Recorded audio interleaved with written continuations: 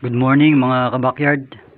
Update ko po kayo ngayon sa aking yung nakuha nung nakaraan na native na biik.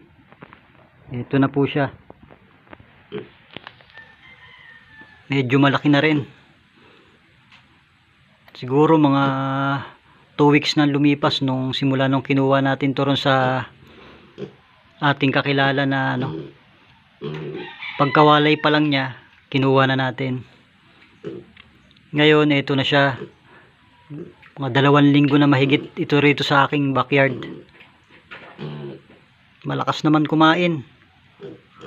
Napakain natin ito ng pre-starter. Nataba na siya. Kumpara dun sa mga kapatid niya, mas lumaki siya.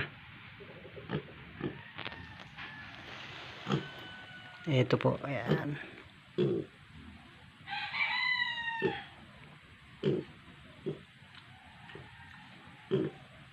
Crossbreed na po ito mga kabakyard. May halong hyper na po ang dugo nito. Native yung kanyang nanay, pero yung kumasta ay hyper.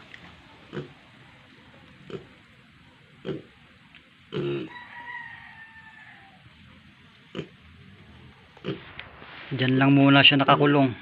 Pinapaamo pa natin. Ilang linggo na lang, hindi na siya kakasya sa kulungan. Kaya kailangang maitali na to.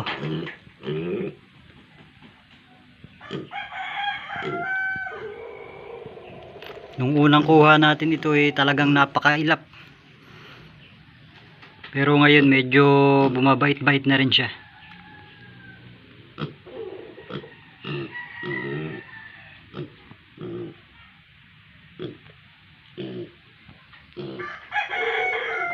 Mataba na, malaki na yung tiyan.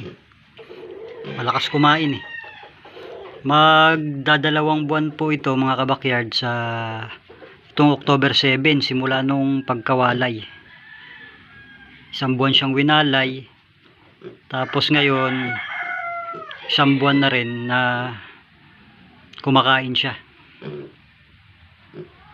Kung ito total simula nung pagkasilang niya ay magdadalawang buwan na po siya sa October 7 po.